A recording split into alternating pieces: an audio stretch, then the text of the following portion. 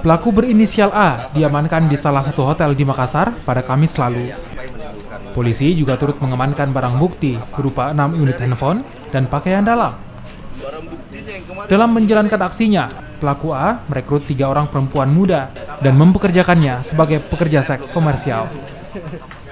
Pelaku juga turut menyediakan kamar hotel untuk dijadikan tempat kencan. Untuk menggait pelanggan, ketiga perempuan yang dipekerjakan oleh pelaku memanfaatkan aplikasi di jejaring sosial. Untuk tarif sekali kencan dipatok Rp700.000 hingga Rp1.000.000. Dari hasil transaksi ini, pelaku A menerima Rp430.000, termasuk sewa kamar hotel. Untuk mengelabui petugas, pelaku kerap memesan hotel dengan berpindah-pindah. Sementara untuk pasal yang kita kenakan, sementara 296 junto 506, dan juga nanti kita tidak menutup kemungkinan masih kita kembangkan terkait dengan tindak pidana perdagangan orang. Kalau untuk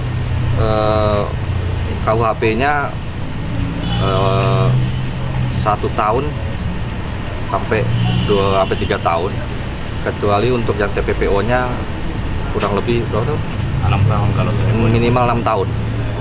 Atas perbuatannya, pelaku terancam hukuman 1 hingga 3 tahun penjara.